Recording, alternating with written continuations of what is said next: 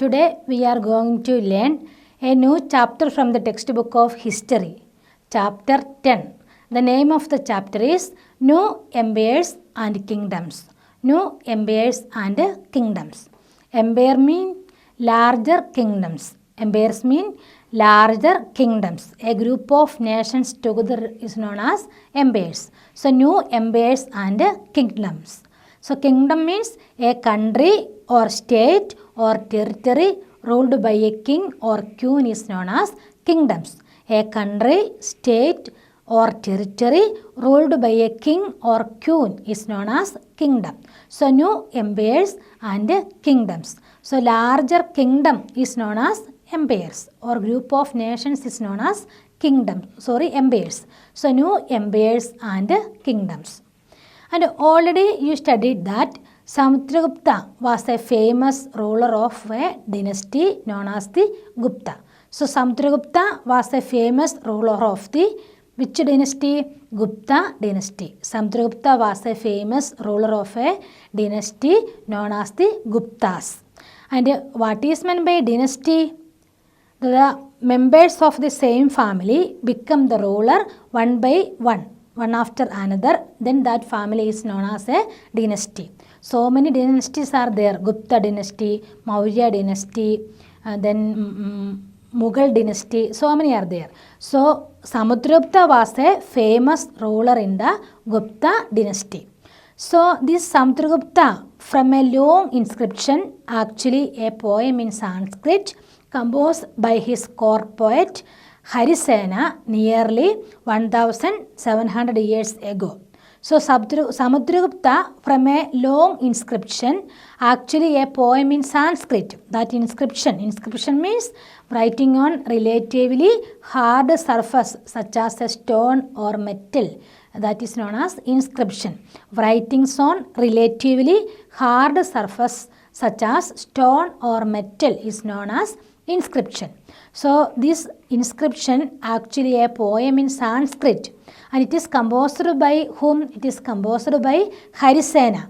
And who was Harisena? Harisena was a poet in the court of which one? Samudragupta. In the court of Samudragupta. So Harisena was a court poet in the court of which one? Samudragupta. Then and it composed about 1700 years ago. So this was inscribed on the Ashokan pillar at Allahabad. So this inscription that inscribed on the Ashokan pillar at Allahabad. Then this inscription is of a special kind known as a Prashastu, a Sanskrit word meaning in praise of. So what is the meaning of the Prashastu? Prashastu means in praise of. In praise of. Prashastu means in praise of.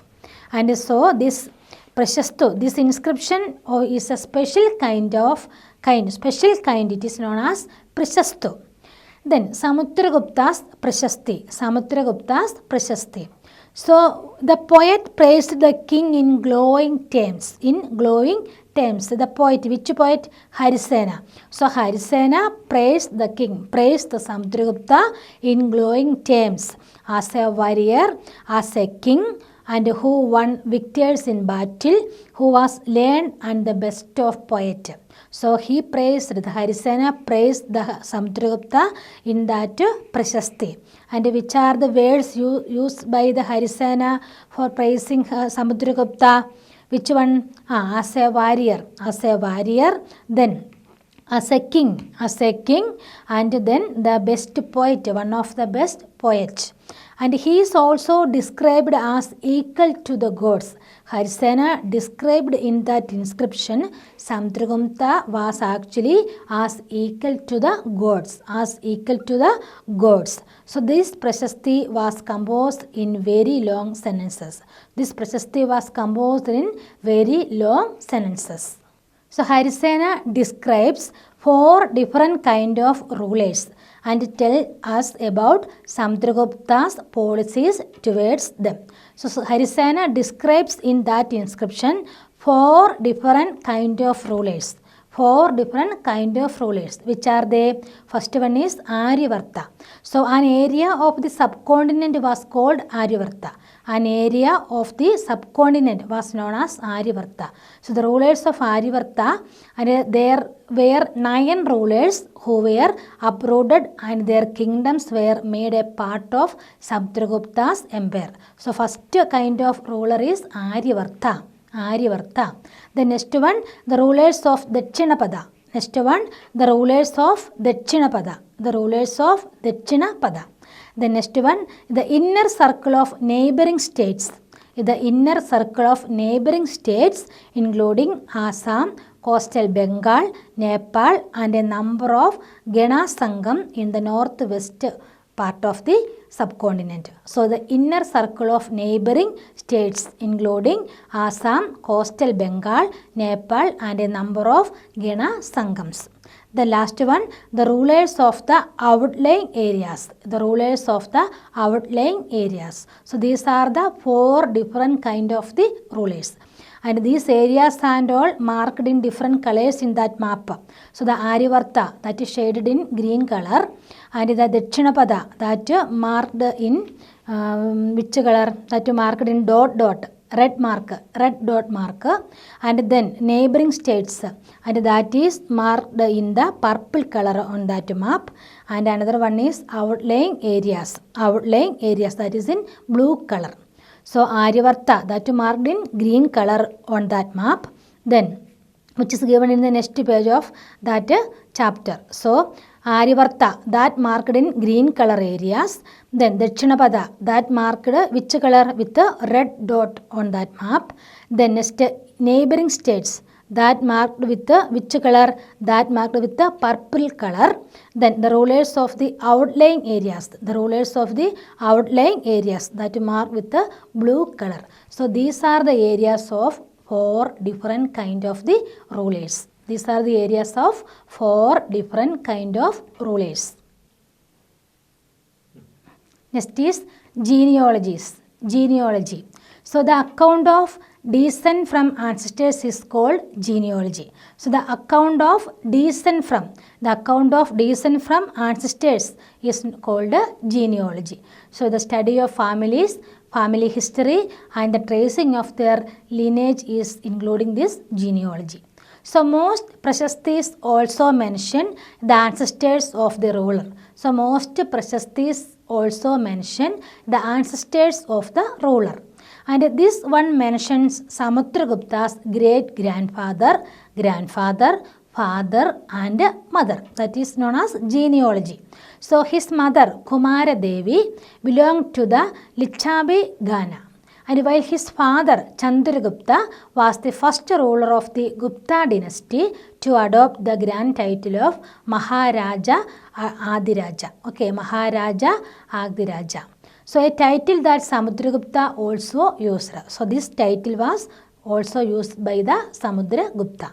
So his great-grandfather and grandfather are mentioned simply as Maharajas. It seems as if the family gradually rose to importance. So genealogy. Genealogies means which one? The account of descent from ancestors is called genealogy. So most prashastis also mention the ancestors of the ruler. For example, Samudragupta's great-grandfather, grandfather, father and mother and everything that is described in that inscription.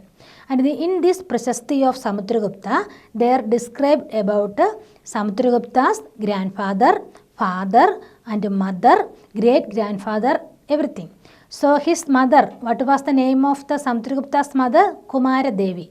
Kumara Devi, and she belonged to Licchavi Ghana. Licchavi Ghana. Then, and his father Chandragupta, and he was the first ruler of the Gupta dynasty. And Samudragupta's father, and he was Chandragupta, and he was the first ruler of the Gupta dynasty. And all these all these members belong to a great family, that is Gupta family. And his great grandfather and grandfather mentioned simply as Maharaja, but the Samudragupta and his father, and they used the title of Maharaja Adiraja. And they used the title of Maharaja Adiraja. So Chandragupta II, and he was the son of the Samudragupta, and his court was full of learned people like Kalidasa and Aryabhatta. And all these are very famous people. Kalidasa was a great poet and Aryabhatta was a great astronomer. And all these people actually decorate his court. Whose court? Chandragupta II, the son of the Samudragupta. Then Harshavardhana and the Harsha-charita. And Harshavardhana, who ruled nearly 1400 years ago, was one of the famous ruler in the ancient India. And his court poet Banabhatta. And who was the court poet of Harshavardhana? Who was the court poet of Harshavardhana? Banabhatta. And he wrote his biography, the Harsha-charita, in Sanskrit. So this gives us the genealogy of Harsha. So this gives the Harsha-charita gives us the genealogy of Harsha. Genealogy of Harsha. And it ends with his becoming king. And this Harsha-charita ends with his becoming king. And this Huyan Sang and spent a lot of time at Harshavardhana's court and left a detailed account of what he saw. So one of the important pilgrim and he visited Harshavardhana's court was Huyan Sang, and he wrote a detailed account of what he saw. Then Harsha was not the eldest son of his father but became king of Tanesar or Taneshwar after both his father and elder brother died. So his brother-in-law was the ruler of Kannauj, and he was killed by the ruler of Bengal. So this Harsha was not the eldest son of his father still then, and he became king. Still Harsha was not the eldest son of his father, but he became king. King of which one? King of Taneshwar. After both his father and his elder brother died. And his brother-in-law was the ruler of Kannauj, and he was killed by the ruler of Bengal. So Harsha took over the kingdom of Kannauj and then led an army against the ruler of Bengal. So Harsha took over the kingdom of Kannauj and he led an army against which ruler? Against the ruler of Bengal. Then although he was successful in the east and conquered both Magadha and Bengal, he was not as successful elsewhere. So although he was successful in the east and conquered two kingdoms, which one? Magadha and Bengal, still then he was not as successful elsewhere. He tried to cross the Narmada to march into the Deccan, but was stopped by the ruler belonging to the Chalukya dynasty, and his name was Puligeshin. Okay, so Puligeshin belongs to which dynasty? Chalukya dynasty. So Puligeshin was a famous ruler of which dynasty? Chalukya dynasty. Next we are going to learn about the Pallavas, Chalukyas and Puligeshin's Prashasti. Pallavas, Chalukyas and Puligeshin's Prashasti. So the Pallavas and Chalukyas were the most important ruling dynasties in South India during the ancient period. So the Pallavas and Chalukyas were the most important ruling dynasties in South India. In which area? In South India. And the kingdom of the Pallavas spread from the region around their capital Kanchipuram to the Kaveri Delta, while that of the Chalukyas was centered around the Raichur Doab between the river Krishna and Tungabhadra. So now we are going to study about the areas of Pallavas and Chalukyas. The areas under control of the Pallavas and Chalukyas. So the kingdom of the Pallavas spread from the region around their capital Kanchipuram. From Kanchipuram to the Kaveri Delta. So the area of the Pallavas where the kingdom of the Pallavas spread from the region of where Kanchipuram to Kaveri Delta. Then the Chalukyas area, and that was centered around the Raichur Doab. Doab means the land between two rivers. So Raichur between the rivers Krishna and Tungabhadra rivers. So this Aihole means the capital of the Chalukyas. Aihole is the capital of the Chalukyas, and this was an important trading center. Aihole, the capital of Chalukyas, was an important trading center, and it developed as a religious center with a number of temples. So in Aihole, a number of temples are there. And at the same time it is very famous for trading. It was an important trading center, at the same time one of the religious center, and there were a number of temples also. Then the Pallavas and Chalukyas frequently raided one another land, especially attacking the capital cities which were prosperous towns. So the capital city of the Pallavas and Chalukyas were very prosperous one, very developed one, advanced one. So the Pallavas and Chalukyas, they frequently raided or attacked each other for what? For the capital city of the both. Then the best non-Chalukya ruler was Puligation. And who was the best non-Chalukya ruler? Puligation.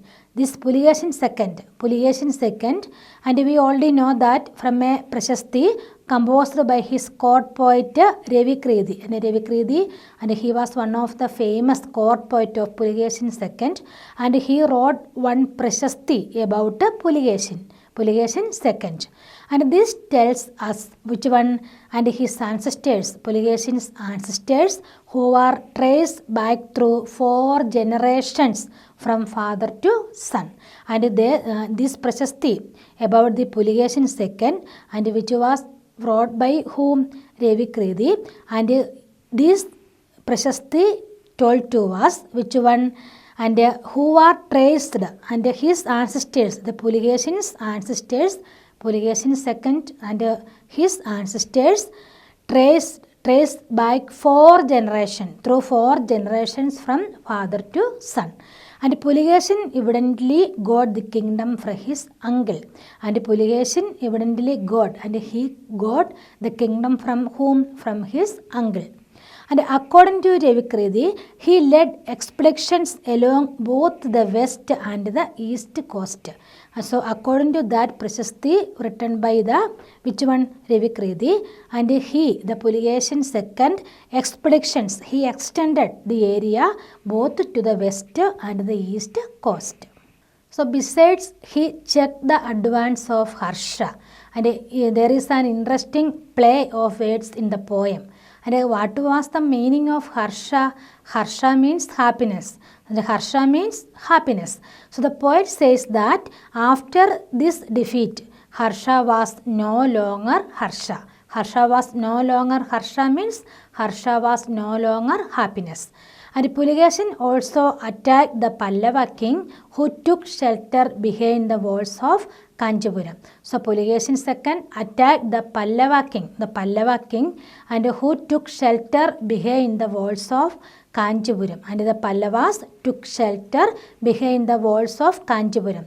Kanchipuram was that time the capital of that Puligation. Then, but the Chalukya victory was short-lived. It is not long-lived, it is short-lived. Ultimately, both the Pallavas and the Chalukyas gave way to new rulers belonging to the Rashtrakuta and Chola dynasties. So after that, after the Chalukya dynasty, another 2 rulers became the which one became the ruler? Another two dynasties. Which one? Rashtrakuta and Chola dynasties. Rashtrakuta and Chola dynasties becoming which one ruler of that area. So the Chalukyas' victory was short-lived, and at last both the Pallavas and the Chalukyas, and they gave way to new rulers, they belonging to the Rashtrakuta and Chola dynasties. Rashtrakuta and Chola dynasties. So after the Pallava, after the Chalukya dynasties, which dynasty came there? Rashtrakuta and Chola dynasties. Then, how were these kingdoms administered? How were these kingdoms administered?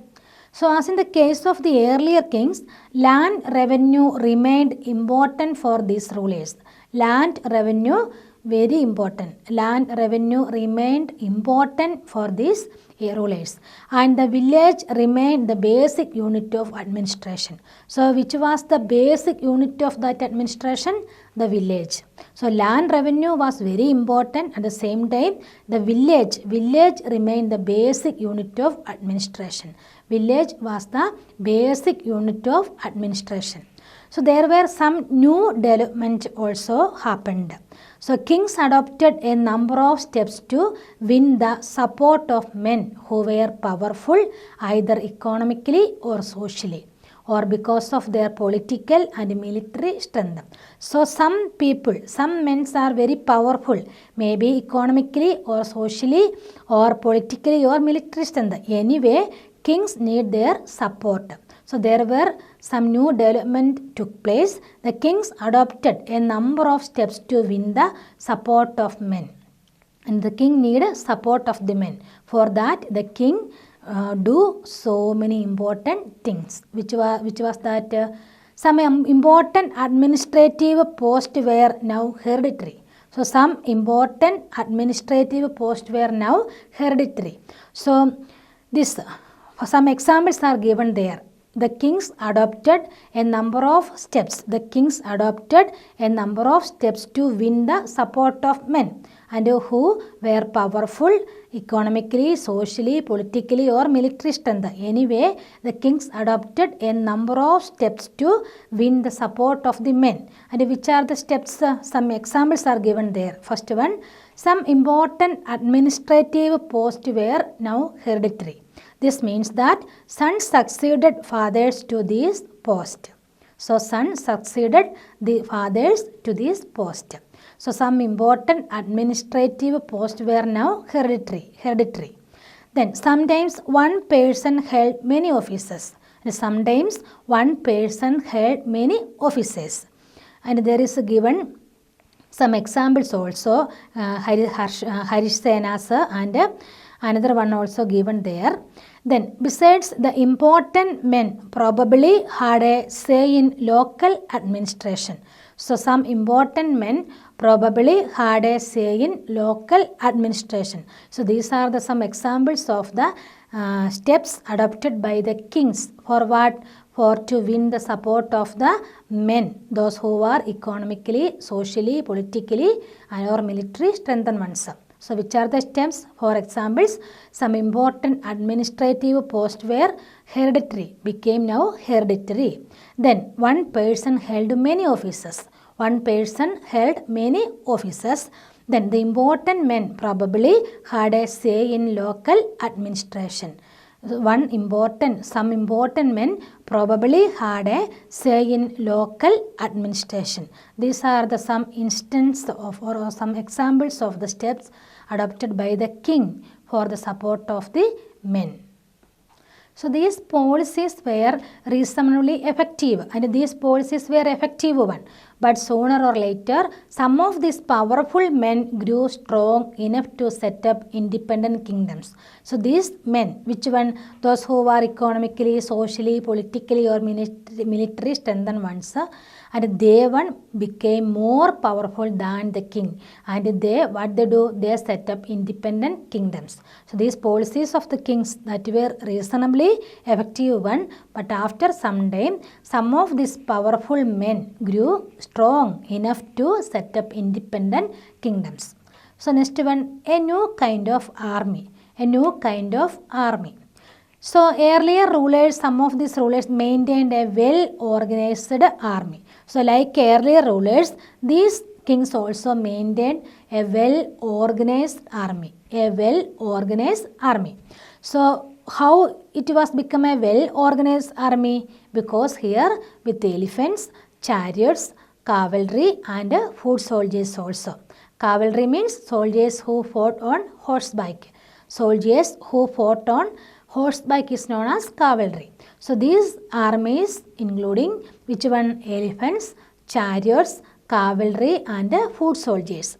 And besides there were military leaders who provided the king with the troops whenever he needed them. So these military leaders provided the king which one? Troops of soldiers, and whenever he need them. So whenever the king need the soldiers, the military leaders provided them as troops.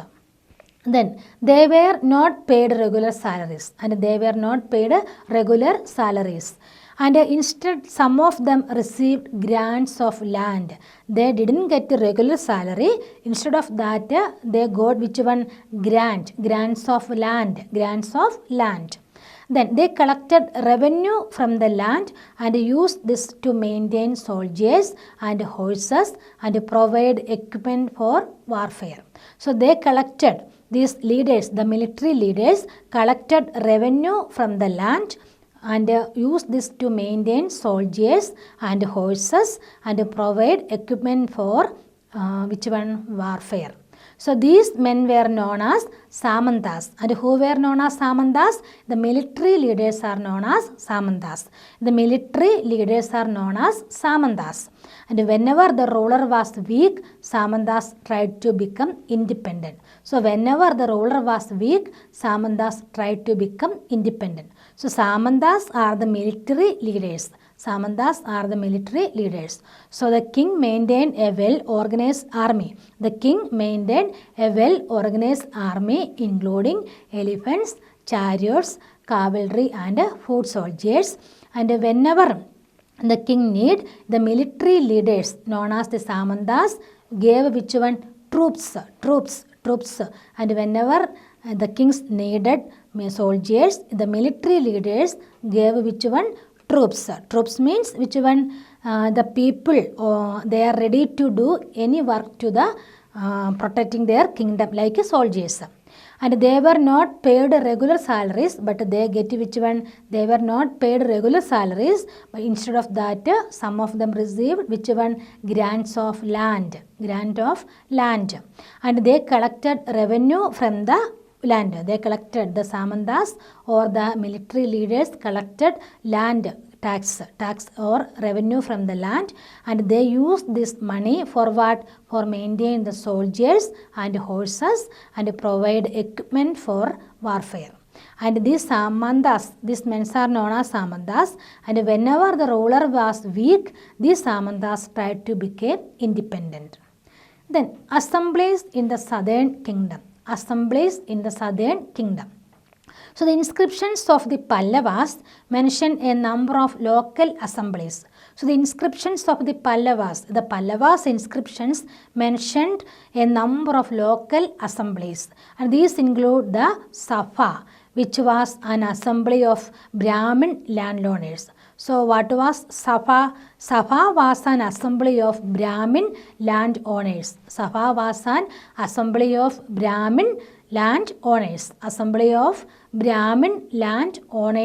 And that was known as Sabha. And this assembly functioned through subcommittees which looked after irrigation, agricultural operations, making roads, local temples, etc. So these Sabhas and these assemblies functioned through subcommittee. And this subcommittee looked after which one? Irrigation work. They look after irrigation, agriculture operations, making road and local temples, etc. Then the Ur was a village assembly found in areas where the landowners were not Brahmins. So where the areas where the landowners were not Brahmins, that village assembly is known as Ur. That village assembly is known as Ur. And the members of the Ur was not Brahmins. And the Nagaram was an organization of merchants. So the Nagaram was an organization of merchants. And which was the organization of merchants? Nagaram. Then it is likely that these assemblies were controlled by rich and powerful landowners and merchants. So this Nagaram, that organization and these assemblies, Ur, Nagaram and all these assemblies controlled by rich and powerful landowners and merchants. And many of these local assemblies continued to function for centuries. So many of these local assemblies, examples of local assemblies, which one? Ur and Nagaram. So these Ur and Nagaram, so such local assemblies continued to function for centuries, and it continued to function for centuries. So Sabha is there. Sabha means which one? Brahmin, assembly of Brahmin landowners. Assembly of Brahmin landowners is known as Sabha. Ur means it is a village assembly, and it is not the land, it is not Brahmins, it is landowners, but not where Brahmins. And Nagaram is an organization of merchants. And Ur and Nagaram, all these are the organization of which one? And local assemblies, and these assemblies continued to function for centuries. So next we are going to learn about ordinary people in the kingdom. Ordinary people in the kingdom. So we can catch an occasional glimpse or momentary of the lives of ordinary people from plays and other accounts. So ordinary people is also there. And for example, Kalidasa is known for his plays depicting life in the king's court. And Kalidasa, and he in his plays depicting life in a court, in a king's court. So an interesting feature about these plays is that the king and most Brahmins are shown as speaking Sanskrit. So the king and the most Brahmins are speaking which language? Sanskrit. So while women and men other than the king and Brahmins use Prakrit. So the women and men other than the king, and they were and Brahmins, and they use which one? Prakrit. So the interesting feature about these plays in that the king and most Brahmins are shown as speaking Sanskrit. So in the play of Kalidasa, in that play means drama. So in the drama, in the play of Kalidasa, and he depicting here in his play, the king and most Brahmins are shown as speaking Sanskrit language, while the women, men, other than the king and Brahmins use which one? Prakrit language, Prakrit, local language. And his most famous play, Abhijnana Shakuntalam. And who wrote Abhijnana Shakuntalam? Kalidasa. The most famous play of Kalidasa was which one? Abhijnana Shakuntalam. And it is the story of a love between a king named Dushyanta and a young woman named Shakuntala. And we find an interesting description of the plight of a poor fisherman in this play. And it is given there. All of you read that. I think that most of the children already read about that Abhijnana Shakuntalam. Okay, Abhijnana Shakuntalam. Anyway, in Abhijnana Shakuntalam, there we could find that the life of the ordinary people. The life of the ordinary people. And another example is also given there, that is the Chinese pilgrim Fahian. The Chinese pilgrim, and what was his name? Fahian. And he noticed the plight of those who were treated as untouchables by the high and mighty. Untouchables. Untouchables means forbidden to touch, lower caste people, forbidden to touch. So they were expected to live on the outskirts of the city, and they were expected to live far away from the city, far away from the center of the city. And he writes, the Fahian writes, if such a man enters a town or a marketplace, he strikes a piece of wood in order to keep himself separate. People hearing this sound know that it means and avoid touching him or brushing against him. And he describes the condition of the untouchability that prevailed in the society. Who explained it? Fahian explained it. So, and Banapatta provides us with a vivid picture of the king's army on the move. And Banapatta also gave a clear picture of the ordinary peoples and how the king's army move. And it is also given there, and all of you read it. Anyway, from these plays and writings, we could understand that ordinary people also there, and they have some kind of life which is different from the upper people or Brahmins. So I hope that the chapter is clear. All of you read it several times, complete the notes, study it. Thank you.